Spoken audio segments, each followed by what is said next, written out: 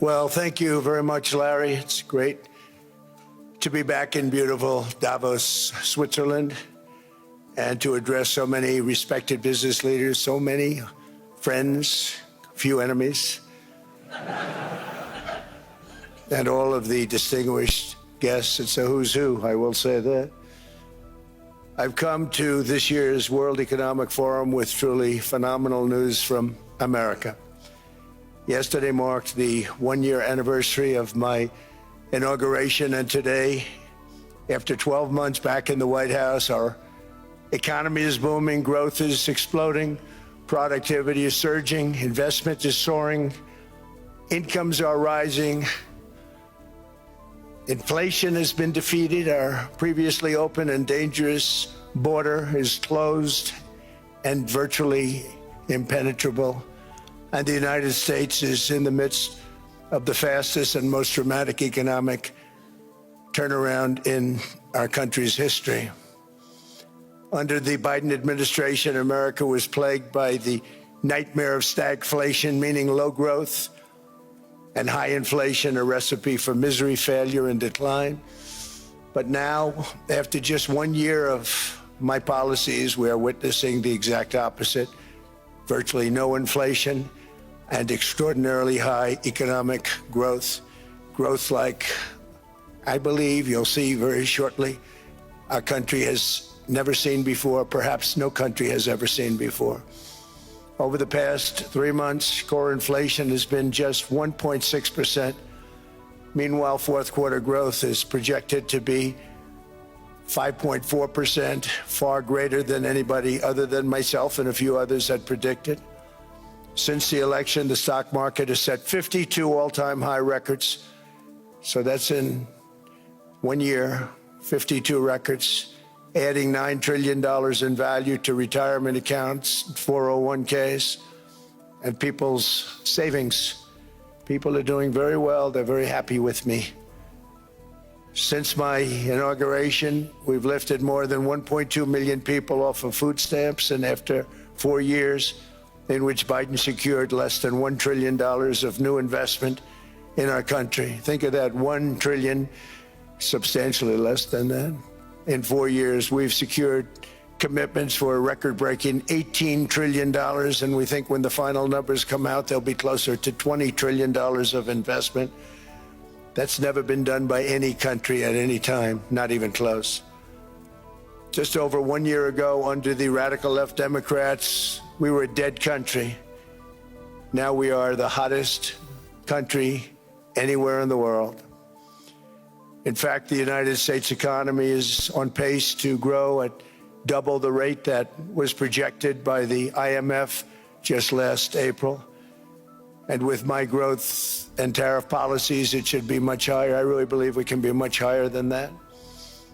And this is all great news, and it's great for all nations. The USA is the economic engine on the planet, and when America booms, the entire world booms. It's been the history. When it goes bad, it goes bad. You all follow us down, and you follow us up, and we're at a point that I don't believe we've ever been. I never thought we could do it this quickly. My biggest surprise is I thought it would take more than a year, maybe like a year and 1 month.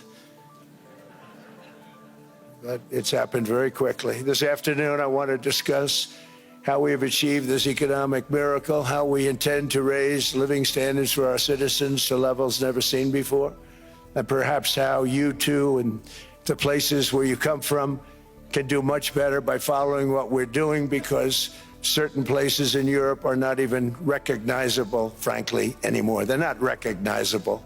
And we can argue about it, but there's no argument. Friends come back from different places. I don't want to insult anybody and say I don't recognize it. And that's not in a positive way. That's in a very negative way. And I love Europe, and I want to see Europe go good, but it's not heading in the right direction. In recent decades, it became conventional wisdom in Washington and European capitals that the only way to grow a modern Western economy was through ever-increasing government spending, unchecked mass migration, and endless foreign imports. The consensus was that so-called dirty jobs and heavy industry should be sent elsewhere, that affordable energy should be replaced by the Green New scam, and that countries could be propped up by importing new and entirely different populations from faraway lands. This was the path that sleepy Joe Biden administration and many other Western governments very foolishly followed, turning their backs on everything that makes nations rich and powerful and strong. And there's so much potential in so many nations. The result was record budget and trade deficits and a growing sovereign deficit driven by the largest wave of mass migration in human history. We've never seen anything like it. Quite frankly, many parts of our world are being destroyed before our very eyes, and the leaders don't even understand what's happening. And the ones that do understand aren't doing anything about it. Virtually all of the so-called experts predicted my plans to end this failed model would trigger a global recession and runaway inflation. But we have proven them wrong. It's actually just the opposite. In 1 year, our agenda has produced a transformation like America has not seen in over 100 years. Instead of closing down energy plants, we're opening them up. Instead of building ineffective, money-losing windmills, we're taking them down and not approving any. Instead of empowering bureaucrats, we're firing them, and they're going out and getting jobs in the private sector for 2 and 3 times what they were making in government. So they started off hating me when we fired them, and now they love me. Instead of raising taxes on domestic producers, we're lowering them and raising tariffs on foreign nations to pay for the damage that they've caused. In 12 months, we have removed over 270,000 bureaucrats from the federal payrolls, the largest single-year reduction in government employment since the end of World War II. Nobody thought that was coming, but we had no choice. To make a country great, you can't have all federal jobs. We've cut federal spending by $100 billion and slashed the federal budget deficit by 27% in the single year. It's going to go down quite a bit more from that, driving inflation way down from the record highs of the Biden administration. Every month, they went up and up and up. I promised to cut 10 old regulations for every single new regulation, but instead I've cut, actually till this point, 129 regulations for every 1 new regulation approved. So every time they come in with a new regulation, we do at least 10, but so far it's averaging out to 129, if you can believe it. In July, we passed the largest tax cuts in American history, including no tax on tips, no tax on overtime, no tax on Social Security for our great seniors. We also provided 100% expensing, that's the one they like, and bonus depreciation for all new equipment and capital investments to help companies expand and shift production to America.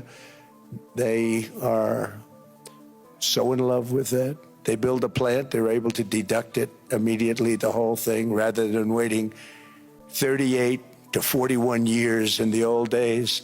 This is a miracle taking place. Nobody thought it would ever be done by any country, but it's done by us. It was what made my first term the most successful 4-year term that we've ever had from a financial standpoint. And now we've upped it. This is a 10-year program, not a 1-year program. But you're allowed to deduct everything in 1 year. It used to be 38 to 41 years. With tariffs, we've radically reduced our ballooning trade deficit, which was the largest in world history. We were losing more than $1 trillion every single year, and it was just wasted. It was going to waste. But in 1 year, I slashed our monthly trade deficit by a staggering 77%, and all of this with no inflation. Something everyone said could not be done. There were a couple of brilliant people that actually thought I was doing the right thing. I thought I was doing the right thing. Now they all think I'm doing the right thing because they can't believe the numbers. American exports are now up by more than $150 billion. Domestic steel production is up by 300,000 tons a month, and it's doubling over the next 4 months. It's doubling and tripling, and we have steel plants being built all over the country. Nobody thought they'd see that. Factory construction is up by 41%, and that number is really going to skyrocket right now because that's during a process that they're putting in to get their approvals, and we've given very, very quick, fast approvals. In the process, we've made historic trade deals with partners covering 40% of all U.S. trade. Some of the greatest companies and countries in the world. We have countries as our partner, too. The European nations, Japan, South Korea. They're our partners. They've gone into massive deals with us, especially on oil and gas. And these agreements raise growth and cause stock markets to boom, not only in the U.S., but virtually every country that came to make a deal, because, as you've learned, when the United States goes up, you follow. It's really become a staple. In America, I've stopped the nation-wrecking energy policies that drive up prices while sending jobs and factories to the world's worst polluters. They are indeed polluters. Under Sleepy Joe Biden, new domestic oil and gas leases fell by 95%. Think of that. Then they wonder, why was gasoline going up so fast? The gasoline actually topped $5 a gallon, and some places $7 a gallon, and more than 100 major power plants were violently shut down by incompetent people that had no idea what the hell they were doing. Under my leadership, U.S. natural gas production is at an all-time high by far. U.S. oil production is up by 730,000 barrels a day, and last week we picked up 50 million barrels from Venezuela alone. Venezuela has been an amazing place for so many years, but then they went bad with their policies. 20 years ago, it was a great country, and now it's got problems, but we're helping them. And those 50 million barrels, we're going to be splitting up with them, and they'll be making more money than they've made in a long time. Venezuela is going to do fantastically well. We appreciate all of the cooperation we've been giving. We've been giving great cooperation. Once the attack ended, and they said, let's make a deal. More people should do that. But Venezuela is going to make more money in the next 6 months than they've made in the last 20 years. Every major oil company is coming in with us. It's amazing. It's a beautiful thing to see. The leadership of the country has been very good. They've been very, very smart. The price of gasoline is now below $2.50 a gallon in many states, $2.30 a gallon in most states. Then we'll soon be averaging less than $2 a gallon. In many places, it's already down even lower, $1.95 a gallon. Numerous states are at $1.99, numbers that nobody has heard for years. Actually, since my last administration, we got it down to around those numbers.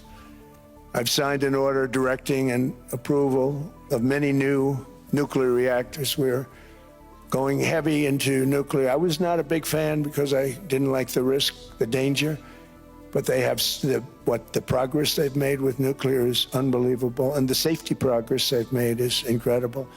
We're very much into the world of nuclear energy, and we can have it now at good prices and very, very safe.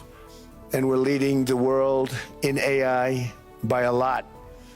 We're leading China by a lot. I think President Xi respects what we've done, in part because I've allowed these big companies building these massive buildings to build their own electric capacity. They're building their own power plants, which when added up is more than any country anywhere in the world is doing. I read recently an article in the Wall Street Journal that China's creating so much energy, and they are, I gotta hand it to them, but we're creating as much or more, and we're letting them do that. I'm very proud of it. It was my idea. I said, you can't create this much energy. We needed more than double the energy currently in the country just to take care of the AI plants. And I said, we can't do that. We have an old grid system. And I came up with the idea, you know, you people are brilliant, you have a lot of money. Let's see what you can do. You can build your own electric generating plants. And they looked at me, they didn't believe me. All of the names that are, I think, in the room right now, if you want to know the truth, they didn't believe it. And I said, no, you can't. They came back 2 weeks and they didn't have the plant. They said, we thought you were kidding. I said, no, not only am I not kidding, you're going to have your approvals within 2 weeks. I always say nuclear will take 3 weeks. But most aren't going that. They're going oil and gas. They're even going coal in some cases.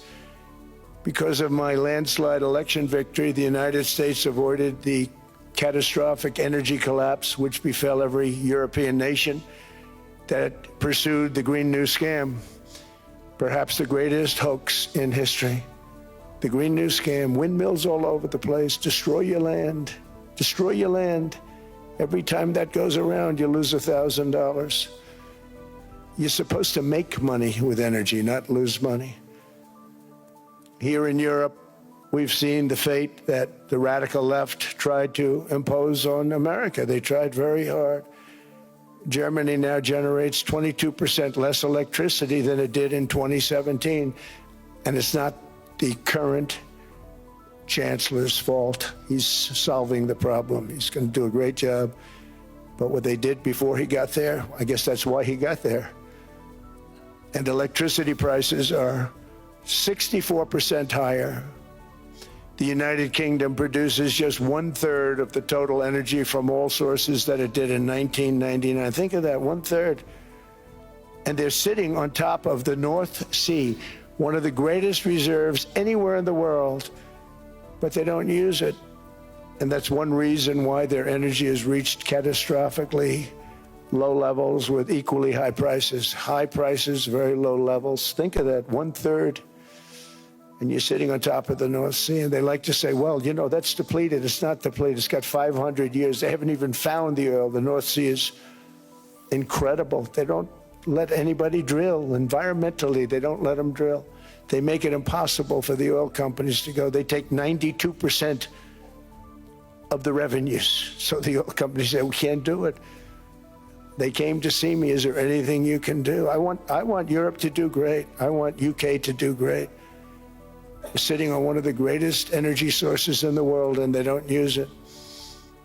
In fact, their electricity prices have soared 139%. There are windmills all over Europe. There are windmills all over the place, and they are losers. One thing I've noticed is that the more windmills a country has, the more money that country loses and the worse that country is doing. China makes almost all of the windmills, and yet I haven't been able to find any wind farms in China. Did you ever think of that? It's a good way of looking at it. They're smart. China's very smart. They make them, they sell them for a fortune. They sell them to the stupid people that buy them, but they don't use them themselves. They put up a couple of big wind farms, but they don't use them. They just put them up to show people what they could look like. They don't spin, they don't do anything. They use a thing called coal, mostly. But China goes with the coal, they go with oil and gas. They're starting to look at nuclear a little bit, and they're doing just fine. They make a fortune selling the windmills, though, and I think really that's one that they wouldn't be surprised if it stopped. They are shocked that it continues to go. They're very friendly with me. They're shocked that people continue to buy those damn things. They killed the birds. They ruin your landscapes. Other than that, I think they're fabulous, by the way. Stupid people buy them. The consequences of such destructive policies have been stark, including lower economic growth, lower standards of living, lower birth rates, more socially disruptive migration, more vulnerability to hostile foreign adversaries, and much, much smaller militaries. The United States cares greatly about the people of Europe. We really do. I mean, look, I am derived from Europe. Scotland and Germany, 100% Scotland, my mother, 100% German, my father. And we believe deeply in the bonds we share with Europe. as a civilization. I want to see it do great. That's why issues like energy, trade, immigration, and economic growth must be central concerns to anyone who wants to see a strong and united West, because Europe and those countries have to do their thing. They have to get out of the culture that they've created over the last 10 years. It's horrible what they're doing to themselves. They're destroying themselves. These beautiful, beautiful places. We want strong allies, not seriously weakened ones. We want Europe to be strong. Ultimately, these are matters of national security, and perhaps no current issue makes the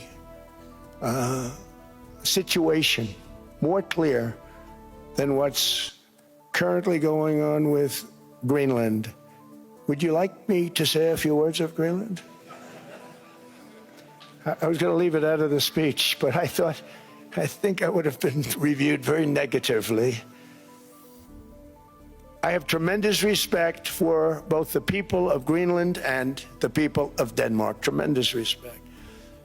But every NATO ally has an obligation to be able to defend their own territory. And the fact is, no nation or group of nations is in any position to be able to secure Greenland other than the United States.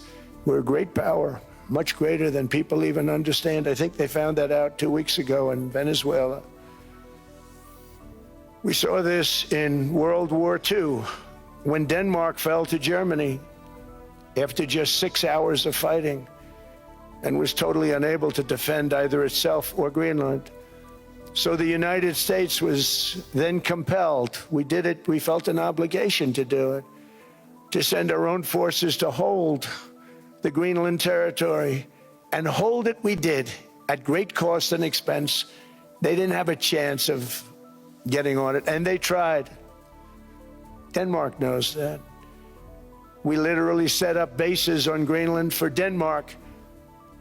We fought for Denmark. We weren't fighting for anyone else. We were fighting to save it for Denmark. Big, beautiful piece of ice. It's hard to call it land. It's a big piece of ice. But we saved Greenland and successfully prevented our enemies from gaining a foothold in our hemisphere. So we did it for ourselves also. And then after the war, which we won it big. Without us, right now you'd all be speaking German and a little Japanese, perhaps. After the war, we gave Greenland back to Denmark. How stupid were we to do that? But we did it. But we gave it back. But how ungrateful are they now? So now our country and the world face much greater risks than it did ever before because of missiles, because of nuclear, because of weapons of warfare that I can't even talk about. 2 weeks ago, they saw weapons that nobody ever heard of.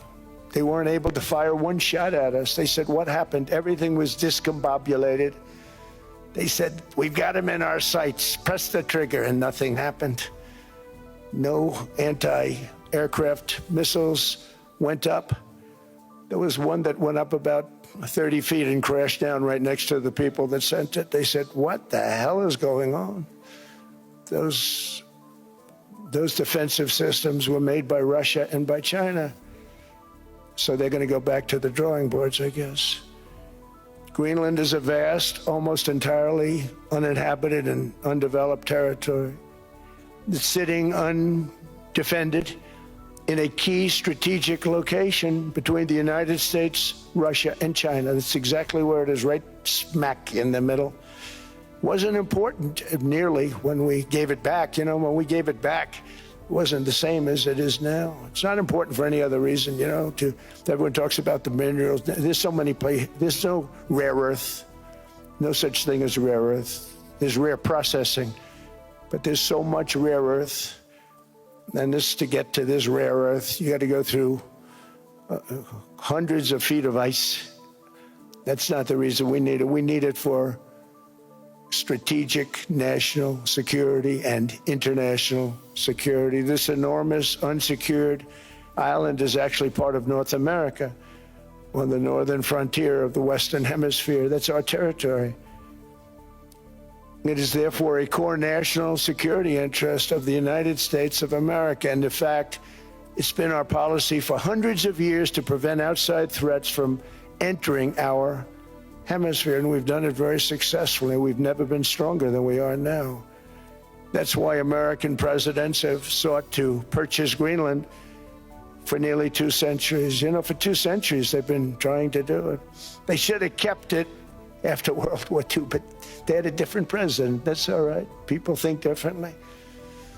Much more necessary now than it was at that time, however.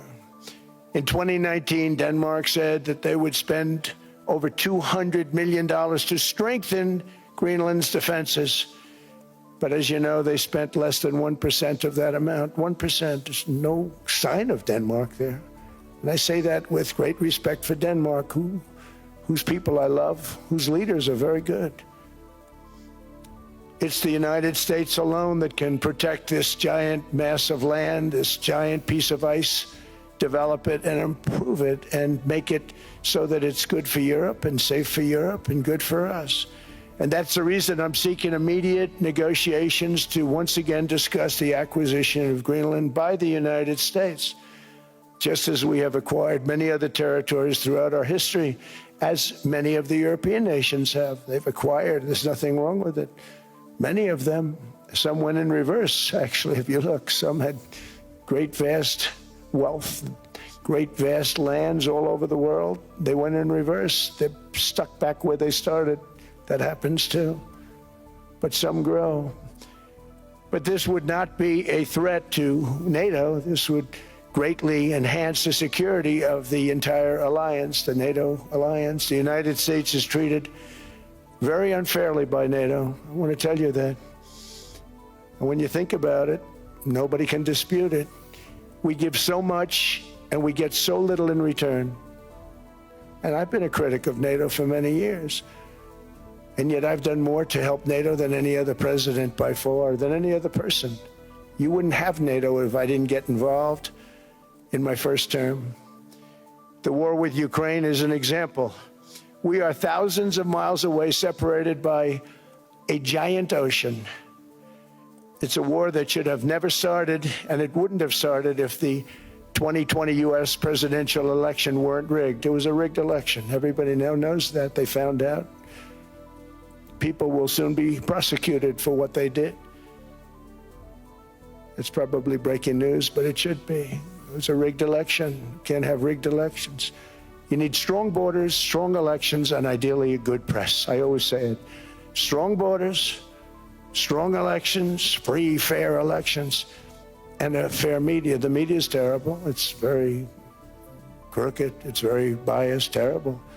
But someday it'll straighten out because it's losing all credibility. Think of it, when I win in a landslide, a giant landslide, won all 7 swing states, won the popular vote, won everything, and they only get negative press. That means that it has no credibility. And if they're going to get credibility, they're going to have to be fair. So you need a fair press. But you also need those other elements. And I inherited a terrible, terrible situation. If you look, the border was open. The inflation was raging. Everything was bad with the United States when I came into office. But I also inherited a mess with Ukraine and Russia, something that would have never happened. And I know Putin very well. He and I would discuss Ukraine. It was the apple of his eye, but he wasn't going to do anything. I said, Vladimir, you're not doing it. He would never have done it. It was terrible what happened. I could see it happening, too. After I left, I could see it happening. Biden had given Ukraine and NATO $350 billion, a staggering sum, $350 billion. I came in, and just like the southern border, just like inflation, just like our economy, I said, wow, this place is in trouble, meaning our country. All of these things were out of control. But the border was out of control. We fixed it with the strongest border anywhere in the world. And I've now been working on this war for 1 year, during which time I settled 8 other wars. India, Pakistan, I settled other wars that were Vladimir Putin called me, Armenia, Azerbaijan, He said, I can't believe you settled that one. They were going on for 35 years. I settled it in one day. And President Putin called me.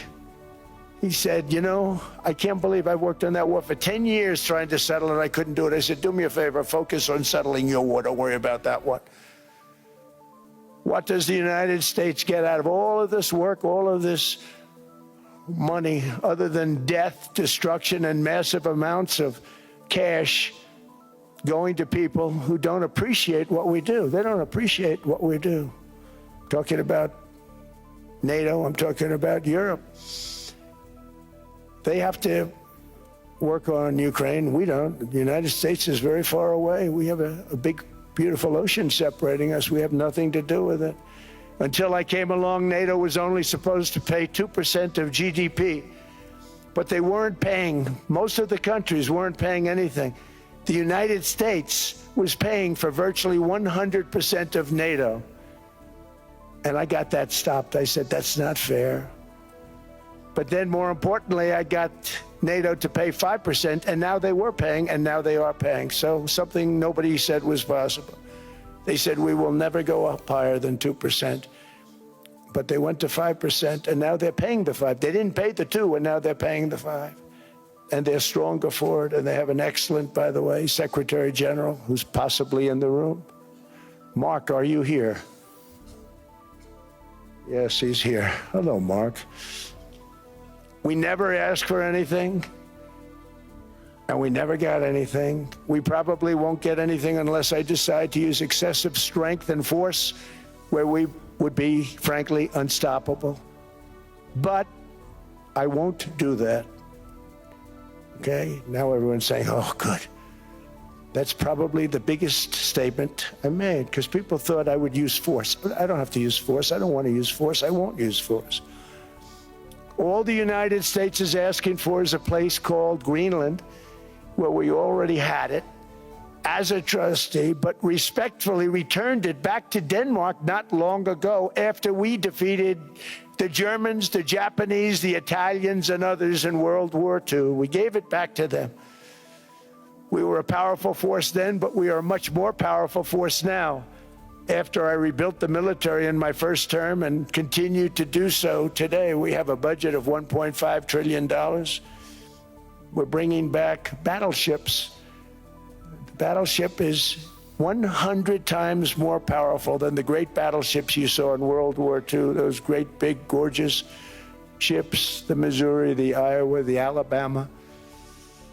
Because I thought maybe we could take them out of mothballs. They said, no, sir, these ships are 100, think of that, 100 times more powerful than those big, magnificent pieces of art that you saw so many times ago, that you still see on television. You say, wow, what a force. 100 times, each ship 100 times more powerful than the big battleships of the past. So that was the end of the mothball story. So what we have gotten out of NATO is nothing except to protect Europe from the Soviet Union and now Russia. I mean, we've helped them for so many years. We've never gotten anything, except we pay for NATO. And we paid for many years until I came along. We paid for, in my opinion, 100% of NATO because they weren't paying their bills. And all we're asking for is to get Greenland, including right title and ownership, because you need the ownership to defend it. You can't defend it on a lease. Number one, legally it's not defensible that way, totally.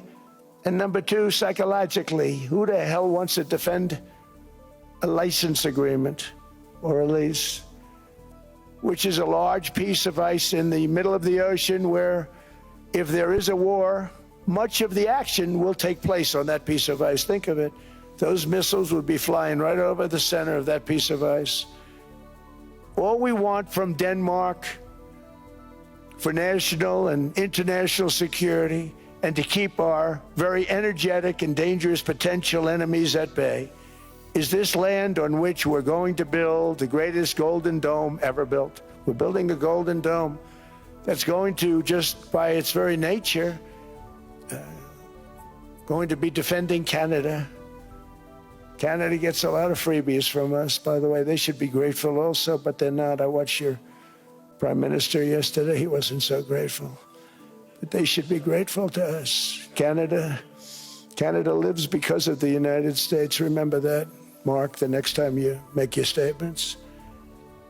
What we did for Israel was amazing, but that's nothing compared to what we have planned for the United States, Canada, and the rest of the world. We are going to build a dome like no other. We did it for Israel. And by the way, I told Bibi, stop taking credit for the dome. That's our technology, that's our stuff. But they had a lot of courage, and they were good fighters, and they did a good job, and we wiped out the Iran nuclear threat like nobody can believe. Nobody's ever seen anything like it. That, Venezuela, taking down Soleimani, wiping out al-Baghdadi when he tried to reinstitute ISIS. We did a lot. I did a lot of big things, all perfectly executed. Everyone was perfectly executed. Somebody told me that, a military expert told me, sir, everything you've done has been perfectly executed. I said, I know. So other presidents have spent, whether foolishly or not, trillions and trillions of dollars on NATO and gotten absolutely nothing in return. We've never asked for anything. It's always a one-way street. Now they want us to help them with Ukraine. And we say, we're going to. I'm really helping, not even them. I want to see, last week, if you saw, it was 10,000 soldiers, but last month it was 31,000 soldiers died. 31,000.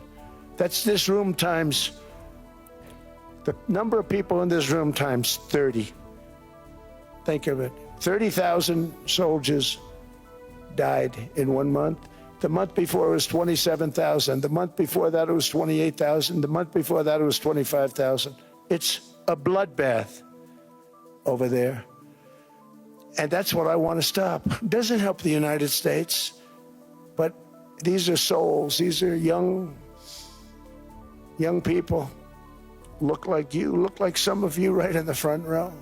They go to war. Their parents are so proud. Oh, there he goes, comes back. 2 weeks later, they get a call, your son's head's been blown off. I want to stop it. It's a horrible war. It's the worst since World War II. They keep going, they'll exceed World War II. The numbers are staggering, how many people they've lost. They don't want to talk about it. Ukraine and Russia lost just tremendous amounts. And I'm dealing with President Putin, and he wants to make a deal, I believe. I'm dealing with President Zelensky, and I think he wants to make a deal. I'm meeting him today. He might be in the audience right now.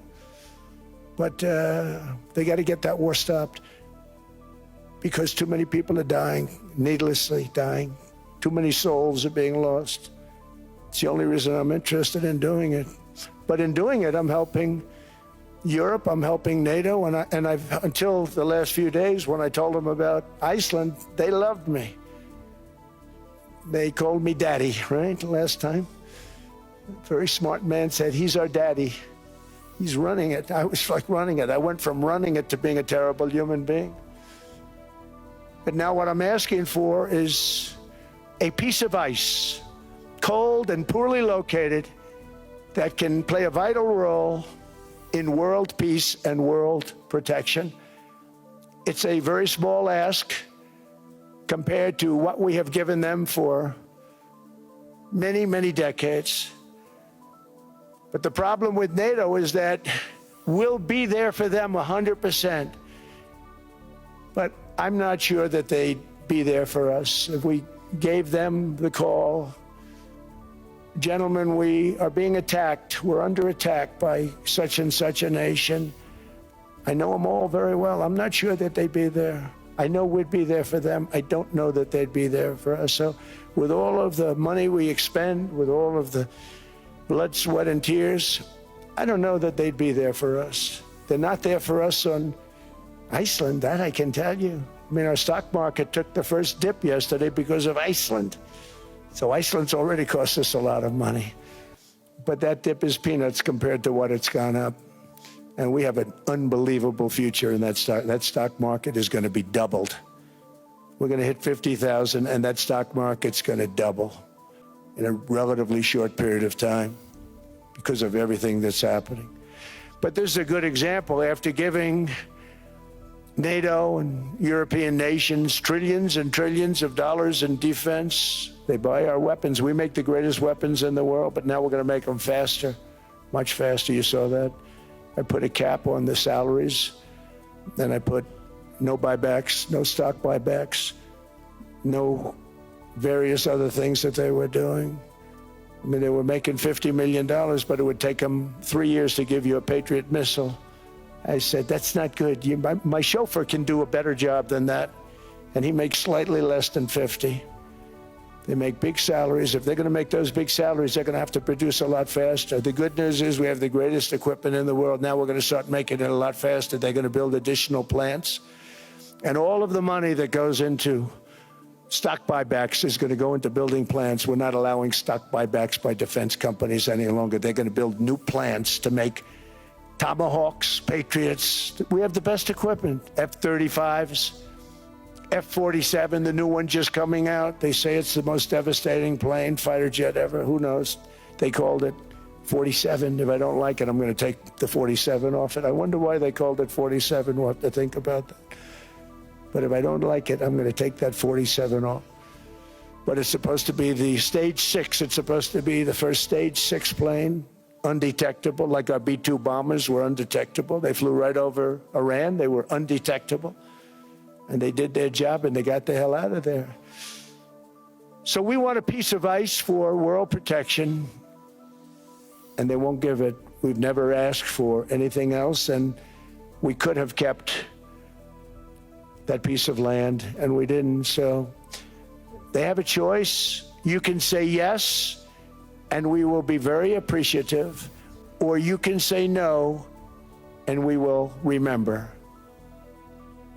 A strong and secure America means a strong NATO, and that's one reason why I'm working every day to ensure our military is very powerful, our borders are very strong, and above all, our economy is strong, because national security requires economic security and economic prosperity, and we have the greatest that we've ever had. Biden and his allies destroyed our economy and gave us perhaps the worst inflation in American history. They say 48 years, I say forever, but I think 48 years is the equivalent to forever. Whether it's 48 years or ever, it's terrible, costing the typical family $33,000. What they did to this country should never, ever be forgotten. It's early, but he has to be rated as the worst president we've ever had by far. The auto pen did much of the damage. The auto pen, he was the auto pen president, because I don't believe a sane president would have ever signed the kind of things that he signed. But now grocery prices, energy prices, airfares, mortgage rates, rent, and car payments are all coming down, and they're coming down fast. We inherited a mess, but we've done a hell of a job in 12 months. Under my most favored nation policy for drug prices, the cost of prescription drugs is coming down by up to 90%, depending on the way you calculate. You could also say 5, 6, 7, 800%. There are two ways of figuring that. But we have a favored nations policy that every president wanted, no president was able to get. I got it, and other nations approved it. And I had to use tariffs in order to get it, because they said, no way. In other words, a pill that costs 10% in London costs $130. Think it costs $10 in London, costs $130 in New York or in Los Angeles. And I'd say, boy, that's bad. Friends of mine would say, you know, we go to London, you can buy the stuff for nothing. We go all over the world, we can buy it for nothing. Because basically America was subsidizing every nation in the world, because presidents allowed them to get away with it. It became very tough. So when I called up Emmanuel Macron, I watched him yesterday with those beautiful sunglasses. What the hell happened? But I watched him sort of be tough. But he was at $10 for a pill. And I said, Emmanuel, and I have all the big pharmaceutical companies are in total agreement. It wasn't easy, by the way. They're tough, smart. They've been getting away with the scam for a long time. But they gave it up. But they said, you'll never get the countries to approve it. I said, why is that? Because they won't. They always said, we're not paying any more. Get the rest for the United States. So over the years, they stayed the same. We just went up, up, up.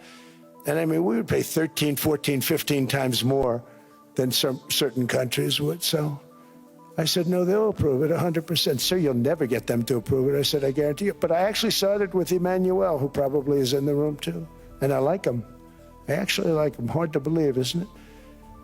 And I said, Emmanuel, you're going to have to lift the price of that pill to $20, maybe $30. Think of that. That means it's a doubling of prescription drugs. Might be a tripling, might be a quadrupling. It's not easy. No, no, no, Donald, I will not do that. I said, yes, you will, 100%. He said, no, no, no. You're asking me to double.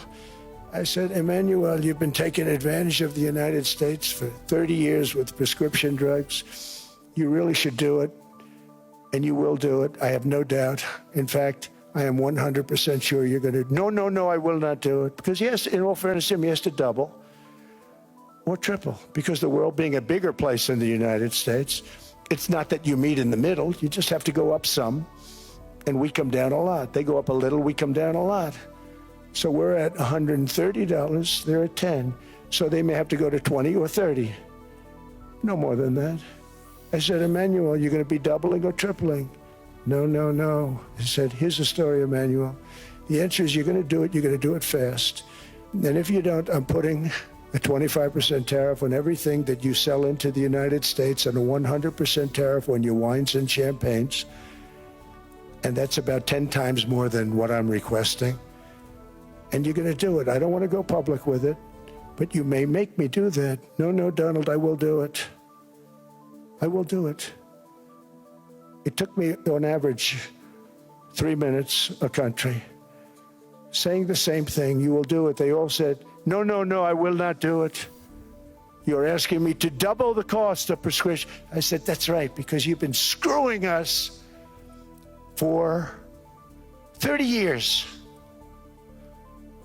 And they said, we will not do it. I said, that's all right. On Monday morning, we're putting a 25, 30, 50. I gave different numbers for different countries. This is also national security we're talking about. Not fair. We're not going to subsidize the whole world. And every one of those countries have agreed to do it. So one of the biggest things that I've done is the fact that we have now most favored nation. We will pay whatever the lowest price is in the entire world. So our drug prices are going to be coming down by staggering 90%. Again, you could say 1,000%, 2,000%. Depends on the way you want to figure it, but we'll go with the way the fake news likes it better because it sounds, can you imagine a 90% reduction sounds much worse. But drug prices are going to be coming down tremendously in all the nations, and I appreciate them doing it, but they did it. In all fairness, without tariffs, I wouldn't have been able to get it done. After declining $3,000 under Biden, real incomes are up in the United States by $2,000, $3,000, and even $5,000 and more. Home ownership has always been a symbol of health and vigor of American society, but that goal fell out of reach for millions and millions of people in the Biden era because interest rates went up so high. Today, I'm taking action to bring back this bedrock of the American dream. In recent years, Wall Street giants and institutional investment firms, many of you are here, many of you are good friends of mine, many of you are supporters. Sorry to do this to you, I'm so sorry. But you've driven up housing prices by purchasing hundreds of thousands of single-family homes, and it's been a great investment for them. Often as much as 10% of houses on the market. You know, the crazy thing is a person can't get depreciation on a house, but when a corporation buys it, they get depreciation. Okay, that's something we're going to have to think about too. I don't know if too many people think about that. You buy a corporation, they buy 500 houses, they buy hundreds of thousands, they buy 500 houses, they can take depreciation. A person sweats and works and buys one house they can. But homes are built for people, not for corporations, and America will not become a nation of renters. We're not going to do that. That's why I have signed an executive order banning large institutional investors from buying single-family homes. It's just not fair to the public. They're not able to buy a house. And I'm calling on Congress to pass that ban into permanent law, and I think they will. One of the biggest barriers to saving for a down payment has been surging credit card debt. The profit margin for credit card companies now exceeds 50%, one of the biggest. And they charge Americans interest rates of 28%, 30%, 31%, 32%. Whatever happened to usury? So to help our citizens recover from the Biden disaster, all caused by this horrible precedent, I'm asking Congress to cap credit card interest rates at 10% for 1 year. And this will help millions of Americans save for a home. They have no idea they're paying 28%. They go out there a little late in their payment and they end up losing their house. It's terrible. To unleash innovation and savings and financing, I'm also working to ensure America remains the crypto capital of the world. And to that end, last year I signed the landmark Genius Act into law. Now Congress is working very hard on crypto market structure legislation, Bitcoin, all of them, which I hope to sign very soon, unlocking new pathways for Americans to reach financial freedom. And I did it for two reasons. Number one, I thought it was politically good, and it was. I got tremendous political support. But more importantly, China wanted that market too. It's just like they want the AI. And we've got that market, I think, pretty well locked up. If I didn't do it, Biden was totally against it until before the election, when they realized that, there were millions of people voting against him over crypto. And all of a sudden, they loved it very much, but it was too late. They blew it. But it is politically popular, but it's much more importantly, we have to make it so that China doesn't get the hold of it. And once they have that hold, we're not going to be able to get it back. So I'm honored to have done it. Finally, I've instructed government-backed institutions to purchase up to $200 billion in mortgage bonds to bring down interest rates. And I'll be announcing a new Fed chairman in the not-too-distant future. I think he'll do a very good job. See, I gave away some of it. He did give that away. So we have something, got something, but somebody that's very respected. They're all respected. They're all great. Everyone that I interviewed is great. Everyone could do, I think, a fantastic job. Problem is they change once they get the job. They do. They're saying everything I want to hear, and then they get the job. They're locked in for 6 years. They get the job, and all of a sudden, let's raise rates a little bit. I call them, sir, we'd rather not talk about this. It's amazing how people change once they have the job. It's too bad. Sort of disloyalty, but they got to do what they think is right. We have a terrible chairman right now, Jerome Too Late Powell. He's always too late. And he's very late with interest rates, except before the election, he was just fine for the other side. So we're going to have somebody that's great, and we hope he does the right job. Last week, the average 30-year mortgage rate dropped below 6% for the first time in many years. Another major factor in driving up housing costs was the mass invasion of our borders. And I have to say one thing about housing, because nobody ever says this. I am very protective of people that already own a house, of which we have millions and millions and millions. And because we have had such a good run, the house values have gone up tremendously. And these people have become wealthy. They weren't wealthy. They become wealthy because of their house. And every time you make it more and more and more affordable for somebody to buy a house cheaply, you're actually hurting the value of those houses, obviously, because the one thing works in tandem with the other. And I don't want to do anything that's going to hurt the value of people that own a house, who for the first time in their lives are walking around the streets of whatever city they're in, very proud that their house is worth $500,000, $600,000, $700,000. Now, if I want to really crush the housing market, I could do that so fast and people could buy houses, but you would destroy a lot of people that already have houses. In some cases, they've mortgaged their house and the mortgage would be very low. And all of a sudden, the mortgage without any changes becomes very high and they end up losing the house. I'm not going to hurt, and I speak with Scott, who's doing a fantastic job, and Howard, who's doing a fantastic job, and all of my people. And I always say, look, you know, I can crush the hell out of the market. We can drop interest rates to a level, and that's one thing we do want to do. That's natural. That's good for everybody. You know, the dropping of the interest rates, we should be paying a much lower interest rate than we are. We should be paying the lowest interest rate of any country in the world, because without the United States, you don't have a country. I mean, I had a case with Switzerland. We happened to be in Switzerland. Maybe I'll give you a quick story. But they were paying nothing. They make beautiful watches, great watches, Rolex, all of them. They were paying nothing to the United States when they sent their product in. And we had a $41 billion deficit. 41 billion with this beautiful place. Flew over it, isn't it nice? So I said, let's put a 30% tariff on them so that we get back some of it, not all of it at all. We'd still have a deficit, big deficit. We had 41 million. That's a big deficit. And I said, let's put a tariff on. Different tariffs, different places. You're all party to them. In some cases, victims to them. But in the end, it's a fair thing. And most of you realize that. But we put a 30% tariff on Switzerland, and all hell broke loose. They were calling, I mean, like you wouldn't believe. And I know so many people from Switzerland, incredible place, incredible, brilliant place. But I didn't realize that they're only good because of us. And there's so many other examples. I mean, us, probably other places, but a majority of the money they make is because of us, because we never charged them anything.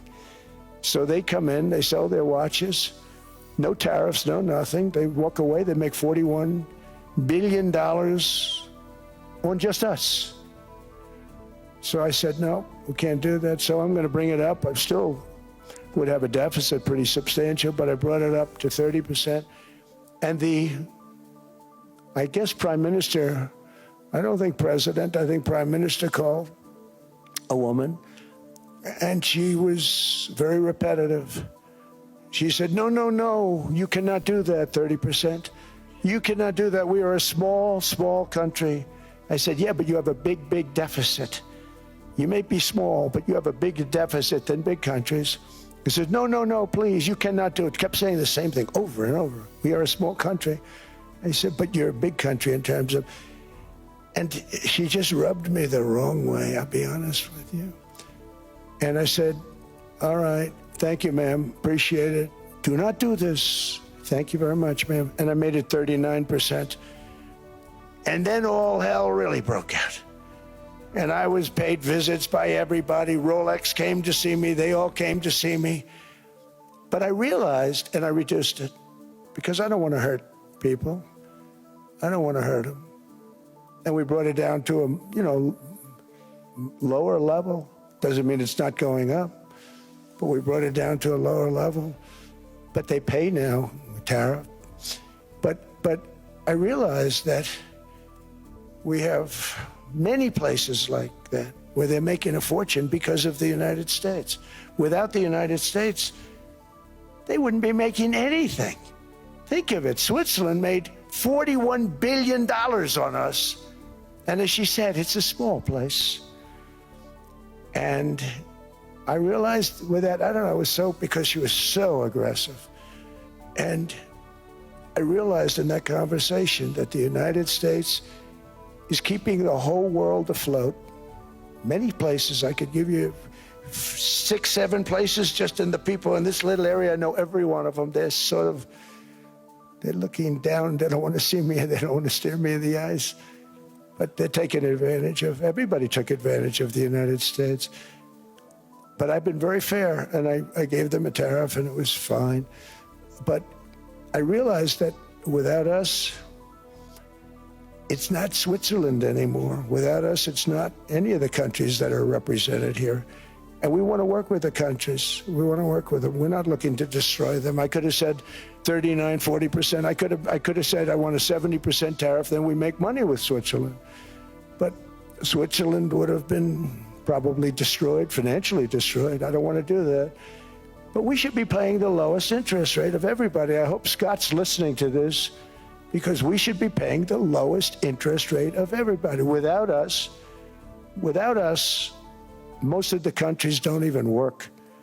And then you have the protection factor. Without our military, which is the greatest in the world by far, without our military, you have threats that you wouldn't believe. You wouldn't believe. You don't have threats because of us, and that's because of NATO. One other thing, and I have to say it so importantly, in the old days, and I used to say I'm the youngest in the room. Now I'm among the older. I hate to say it. I don't feel old, but I'm among the older. But I remember not long ago, 20, 25 years ago, when good news came out about, let's say, the United States. The United States had a great quarter. The United States had a great month. All the stocks went up. And that's the way it's supposed to be. Now when they say the United States had a record quarter, it's unbelievable how well it's doing, all the stocks crash because they say, oh no, inflation, they're going to raise interest rates. And they do. Some of these stupid people like Powell, they raise interest rates. And what they do is they stop you from being successful. It used to be when we had a great quarter, a great month, great earnings, great anything, any good news, the stock market went up. That's the way it's going to be. We got to do that again, because that's the way it should be. Now when we have a great month, they want to kill it. Like we did over 5%. People were surprised. We should do 20%. We could do 25%. When we announce good numbers, and the reason is they're so petrified of inflation. And growth doesn't mean inflation. We've had tremendous growth with very low inflation. In fact, growth can fight inflation, proper growth. So we want to get back to the days when we announce great numbers, because we're going to be announcing phenomenal. You know, all these factories that are being built at record, thousands of businesses are being built right now. Remember, $18 trillion is invested. I think the second number is 3. And that was China many years ago. Investments in the country from outside. 18 trillion, nobody's ever seen. And that's money coming in and building things, factories. Thousands of businesses are being built, thousands. Hundreds of big factories, car plants are moving back to the United States. They're coming in from Canada, they're coming in from Mexico, from Japan. Japan's coming in and building plants here in order to avoid tariffs. They're coming in from China. They're coming in from all over the world. We have more plants being built now, car plants, than we've ever had built, even in the heyday from the 1940s and 50s. And they're bigger. They don't use renovations anymore where they take an old plant, they rip it down, they build a brand new plant, super modern plant. But it's happening at levels that nobody's ever seen. In 2024, the U.S. built less than 2 million new homes, but Biden admitted more than 8 million new migrants. And those days are over. In 2025, for the first time in 50 years, the United States had reverse migration. Boy, that was nice. And these were criminals that were being taken out of our country because they allowed people to come into our country from jails, from gangs, drug dealers, murderers. 11,888 murderers, we've gotten most of them out. And then ICE gets beat up by stupid people from leadership in Minnesota. We actually are helping Minnesota so much, but they don't appreciate it. Most places do. You know, Washington, D.C. is the safest place now in the United States. It was a very dangerous place to walk, and now you can walk with your wife, your kids, right through the middle of the city. Right now, Washington, D.C. is as safe as it gets. It was one of the most unsafe, I had to admit. We sent in the military, the National Guard. Within 2 months, it was great. Within 3 months, it's like a really great place and a safe place and a beautiful place. It's even been cleaned up. The graffiti's gone. The fences are gone. We don't have to worry about fences anymore. All of the places, the grasses are cut. and replaced with new grass in many cases. It's all going to happen in the spring. But Washington and D.C. is beautiful again, and it's safe. New restaurants are opening up. They were all closing. Now you can't get into a restaurant. Restaurants in Washington, D.C. are all opening. Memphis also, Memphis, Tennessee, New Orleans, Louisiana. We're there for 3 weeks. We've cut the crime down by 64%. Within another month, we'll have virtually no crime there. We can do that all over.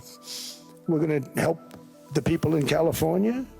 We want to have no crime. I know Gavin was here. I used to get along so great with Gavin when I was president. Gavin's a good guy. And we're going to, if he needed it, I would do it in a heartbeat. I'd love to see. We did help them a lot in Los Angeles, a lot with the early in my term when they had some problems. But we would love to do it. I will say this, if I were a Democrat governor or whatever, I would call up Trump. I'd say, come on in, make us look good. Because we're cutting crime down to nothing. And we're taking people out, career criminals who are only going to do bad things, and we're bringing them back to their countries. But where we've done it, it's been amazing. And we have a capacity to do it at much greater levels. We're cutting illegal aliens off welfare and other government benefits, and I have directed that starting immediately, there will be no more payments to sanctuary cities because they are really just sanctuaries for criminals. They're really protecting criminals, and those are the ones we have to get out of the country. Murderers, drug dealers, the mentally insane. They emptied their mental institutions into the United States. And despite that, we have the lowest crime numbers that we've ever had in the history of the country. Just came out. But equally importantly, we're cracking down on more than $19 billion in fraud that was stolen by Somalian bandits. Can you believe that Somalia? They turned out to be higher IQ than we thought. I always say these are low IQ people. How did they go into Minnesota and steal all that money? And we have, they're pirates, they're good pirates, right? But we shoot them out of the water just like we shoot the drug boats out. They're not pirating too many boats lately, do you notice? When they go out into those boats, they want to take over $1.5 billion tanker loaded up with oil. And they say, we're going to blow up your boat. They have powerful weapons. You hit the side of the boat, you blow the whole thing up. The insurance companies are petrified. So they say, just give them the boat. We'll give them money instead. And I don't do that. We blow them right the hell out of the water. We see them going out, we blow them out of the water. We don't have any pirates so much anymore. If we do, they won't be there long. We've cut down with the hitting of the boats that are loaded up with drugs, including submarines. Can you believe they actually buy small, they call mini subs, very fast. They're meant for drugs. We've knocked out 2 of them. The Democrats say they were fishing. You have ruined somebody's fishing weekend, I would say. A submarine is not a fishing boat. You don't fish. But we've knocked down drugs by water, the oceans, the sea, by 97.2%. Think of that. And I actually say, who the hell are the 3%? Because I would not want to be piloting one of those boats. We knocked them down, and now we're going to start on land. We're going to knock it all out. The land is the easy part. What we did on sea is incredible, and that's our great military. The situation in Minnesota reminds us that the West cannot mass import foreign cultures which have failed to ever build a successful society of their own. I mean, we're taking people from Somalia, and Somalia is a failed, it's not a nation. Got no government, got no police, got no military, got no nothing. And then we have this fake congressperson who they just reported is worth $30 million. You believe this? Ilhan Omar, talking about the Constitution provides me. She comes from a country that's not a country, and she's telling us how to run America. Not going to get away with it much longer, let me tell you. The explosion of prosperity and conclusion and progress that built the West did not come from our tax codes. It ultimately came from our very special culture. This is the precious inheritance that America and Europe have in common. We share it. We share it, but we have to keep it strong. We have to become stronger, more successful, and more prosperous than ever. We have to defend that culture and rediscover the spirit that lifted the West from the depths of the Dark Ages to the pinnacle of human achievement. We live in an incredible, changing period. It's an unbelievable time, but we have to take advantage of the time that we're in. In our hands are technologies that our ancestors could scarcely have. I mean, they couldn't have even dreamt some of the things that we see today. And so rapidly they're produced. I mean, AI, 2 years ago, nobody ever heard of the term, and now everybody's talking about it. And it can have some very good purpose. It could also have some dangerous purpose. And for that, we have to watch out. But some tremendous things are happening because of it. And we're leading by so much. We're doing so well. But opportunities that are bigger and grander than ever before in human history are right before us.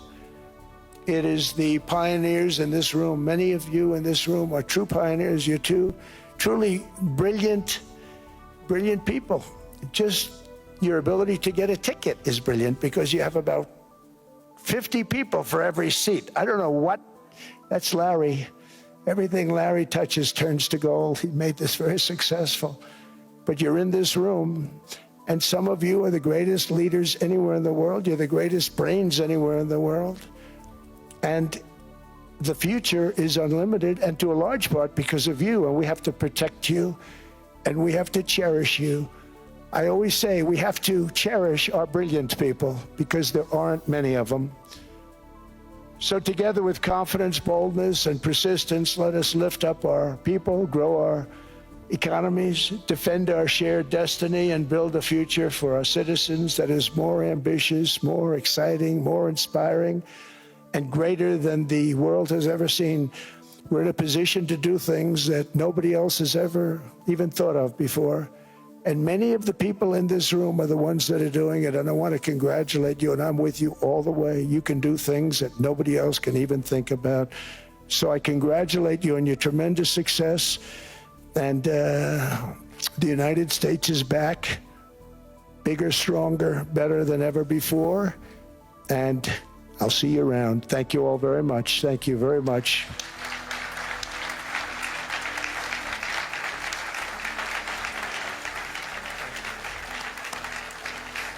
Thank you.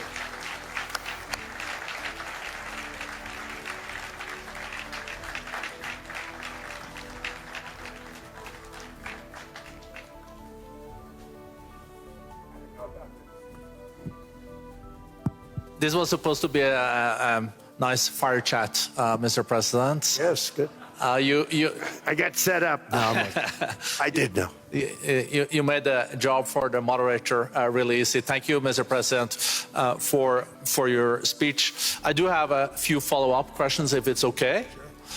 I don't think I should start with Greenland, maybe. I'll start with the economy. The U.S. economy is doing really well. But how to sustain this growth moving forward? Because there's always a recession looming around the corner.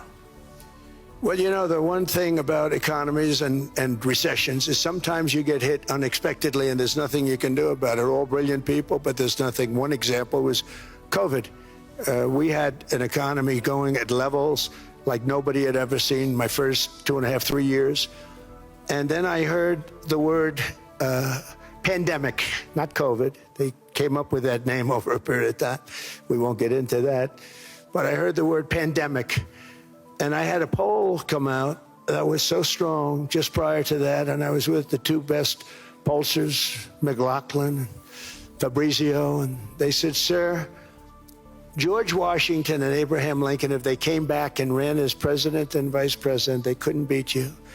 And then what happened is the following day, I was told to stay tuned because there's something really bad happening in China. There are bodies laying all over Wuhan, right around that certain building that we talk about. I always said it came from Wuhan. It did come from Wuhan.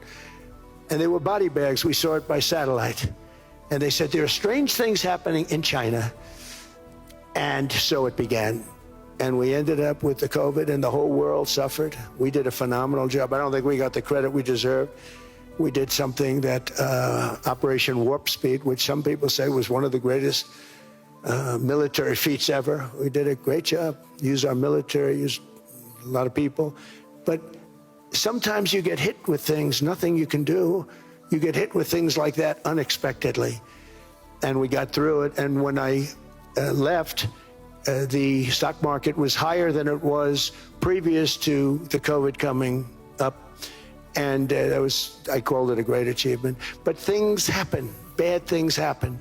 The things that we can stop are wars if we're smart.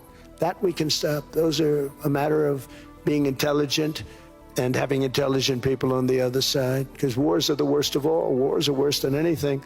But we can stop wars because that's sort of up to us. But things like dust flying in the air, wherever COVID comes from or whatever comes, sometimes you have to be a little bit lucky. But we are poised to have an economy like no other, not only in this country, but anywhere. And you know, when you hear the kind of numbers that I can tell you that Scott Bessent was with me the other day, and he's looking at numbers. He said, I can't. And that's all he's done his whole life, pretty much your whole life. Scott, you weren't going to be a football player, I don't think. Scott was not that great at football, but he was always good at numbers, right? And he was looking at numbers. He said, I'd never seen anything like this. We're poised to do things that no other country has ever done. And, you know, luck, I hate to say it, but we need a little luck. We don't want to get hit by something that nobody could have thought. Whoever thought we were going to hit by a pandemic? You know, when I heard the word pandemic, I said, oh, that's an ancient problem. World War I, they lost 100 million people. It actually ended World War I. A lot of people don't know. The Spanish flu in World War I ended the war because all the soldiers were sick. The soldiers were so sick on both sides, and that war was raging, and they were all dying from the Spanish flu. They were sick as dogs. They couldn't fight.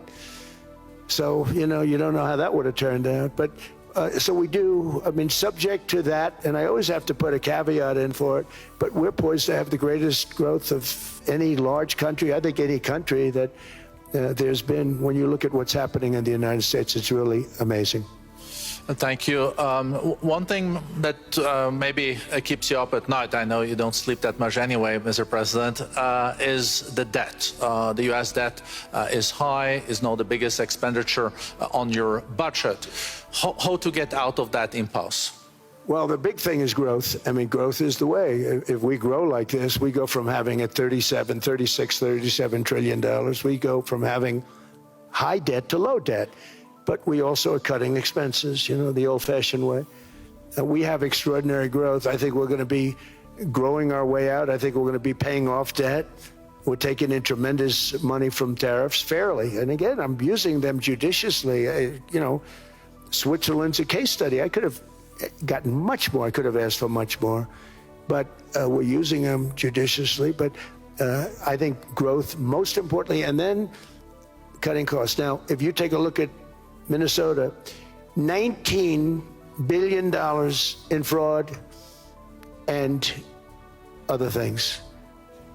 People going to airports, they came into the country, they don't have 10 cents, and they're leaving with hundreds of thousands of cash in their bags. When we get to that, and our DOJ, Pam, and Todd, and all the people that work over there, and all of the people that work in here, I can tell you, Scott Bessent is working on that. It's a priority, right? You have your whole team. We're in there looking for where this money is coming from, how much it is. It could be more than $19 billion. Can you believe that? That's just one state. If we were able to cut out 50% of the fraud, 50%, and we should be able to do better than that, we would have a balanced budget without having to talk about even growth.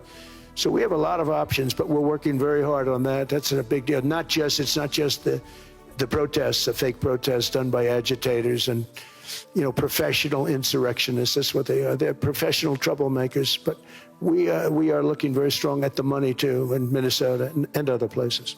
I think, Mr. President, also the $500 billion invested in artificial intelligence and the frontier technologies last year also were driving growth exponentially in the U.S. Well, AI has been a big factor. AI is massive. I mean, Mark Zuckerberg showed me a plant where he put it over a map of Manhattan, and it was basically the size of Manhattan. This is not, I said, you gotta be kidding. It's a plant that was miles long, miles wide, very high. I don't think it was high like the Empire State Building, but it was high. And it literally covered most of the island of Manhattan.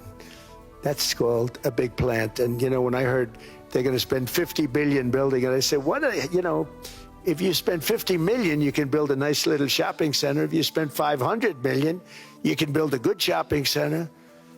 But how do you spend 50 billion? When I looked at this thing, I said, you think you'll be able to do it for that?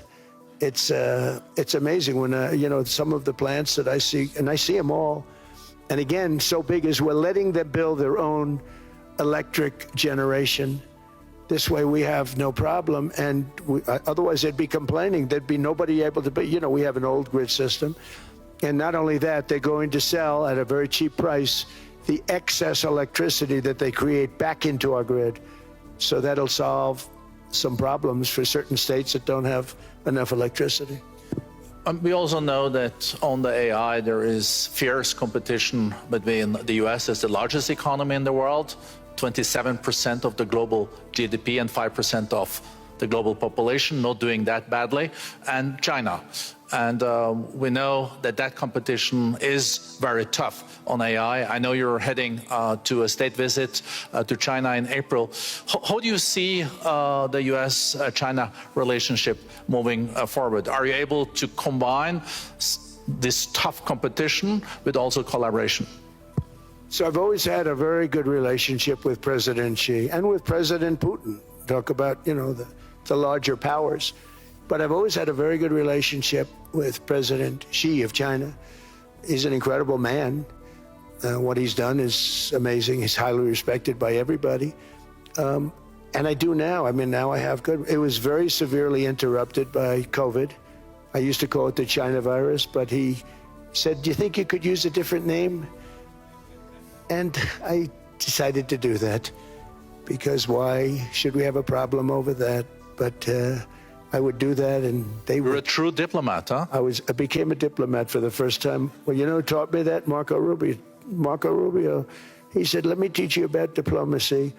Hey, any guy that gets approved by 100% of the votes, think of it, he got liberal Democrats and radical right Republicans to approve him. He's the only one. The next one was like lost 45 votes, right? But he got all 100 votes voting for him. And at first I wasn't happy about it. I said, wait a minute, I don't like that. And now it turns out that the Democrats probably wish they didn't do that. And Marco has been fantastic. Marco, stand up, please. You have done a great job as Secretary of State. He's going to go down as the best Secretary of State. And Scott, and we have Susie, who's the first female Chief of Staff, and she's the best Chief of Staff, too. And I see Howard Lutnick, who I know spoke. And Howard's fantastic. Some of the deals we're doing are great. And I want to pay particular attention because we have Chris. And Chris, you got up and spoke, I think. He's the #1 oil man in the world because I was going to put Doug Burgum, who's fantastic. I don't know if Doug's here. Is Doug here? Doug Burgum is fantastic. He said, sir, there's one man better than me. And he introduced me to Chris. And he turns out to be. So we're drilling more oil and gas now than we ever have by almost double. Is that right, Chris? And on top of it, we get a lot coming out of Venezuela. So anyway, so we're doing great. The country is just doing great. We have great people. Thank you. And I see other people. We have Steve Witkoff. We have Jared. I got so many people. I'm in trouble because when I go back, they're going to be people with long faces. Sir, you didn't introduce me. I got so many people. And we have a lot of the greatest people anywhere in the world. I know them all. So I won't continue because we'd be here all day. Thank you, Mr. President. We also know that you're a deal maker, and then maybe coming back to Greenland and Ukraine. What kind of deal in the end do you see between the U.S. And Denmark? Because, you know, I guess you see it now as a negotiation going on, or? Well, it's costing Denmark hundreds of millions a year to run it. And Denmark's a small country and wonderful people. But, you know, it's very expensive. It's a very big piece of ice. And it's very important. I mean, I don't want to repeat the speech, but it's very important that we use that for national and international security. That can create a power that will make it impossible for the bad guys to do anything against the perceived good ones. And it's a great block for Europe, just like, you know, Denmark was supposed to spend hundreds of millions of dollars. They didn't spend the money. They didn't spend anything almost. And we'll see what happens. I just say this. NATO has treated the United States of America very unfairly. We never asked for anything. We never got anything. We actually took care of the needs of NATO for years and years, which I felt was always unfair. So I got NATO to pay because they're rich countries. But I think it's time that NATO step up. We're helping them with Ukraine. Without us, I think Putin would have gone all the way. I think we have it. I think that could have been a World War III, if you want to know the truth. If Kamala was elected, or Joe, any one of those, you know, those thinkers, I think you could have ended up in World War III. And I will say Steve Witkoff has been dealing incredibly with, but we're not going to have World War III. We want to get it stopped, but we're not going to have World War III. I think if I wasn't elected, I think that could have evolved into World War III. It was a very, very bad situation, and it still is, but it's not that kind of bad. It's bad because so many young people are being killed. How close do you think there is on an agreement on Ukraine? I had the pleasure of speaking with Steve Witkoff and Jared Kushner yesterday. I know they're working hard on it. I know that they're also traveling now. Do you see this very close or still? Well, I hate to say it. I thought that was going to be, so I settled 8 wars plus.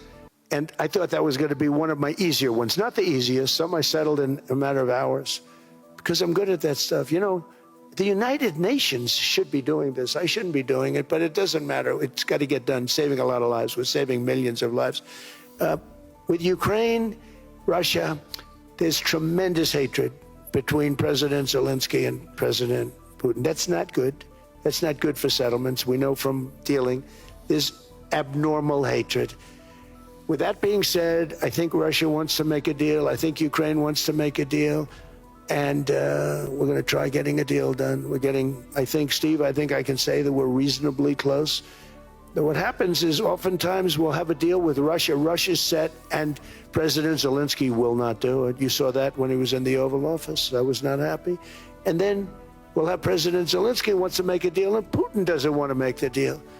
It's a very difficult balance, and it's big time, and it is, you know, to use a word, it's a bloodbath. It's horrible what's happening.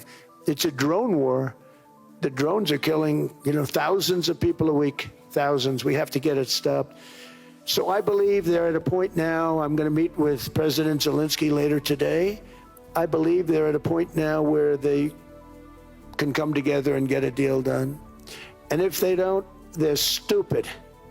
That goes for both of them. And I know they're not stupid. But if they don't get this done, they are stupid. So I don't want to insult anyone, but you got to get this deal done. Too many people are dying. It's not worth it. President Sisi is sitting on the first row here. He spoke earlier today and also complimented you on the Gaza deal. I think there will be a signing tomorrow. Of course, there are different views on this, but how important do you think this signing is on the Board of Peace? And do you think this is going to sustain? Do you think we now will see Gaza reconstructed and the billions of US dollars invested? I do. I mean, I think we have peace in the Middle East. There are some little situations like Hamas, and Hamas has agreed to give up their weapons. Now, you know, they were born with a weapon in their hand, so it's not easy to do. When they were born with a rifle in their hand. It's not an easy thing for them, but that's what they agreed to. They've got to do it.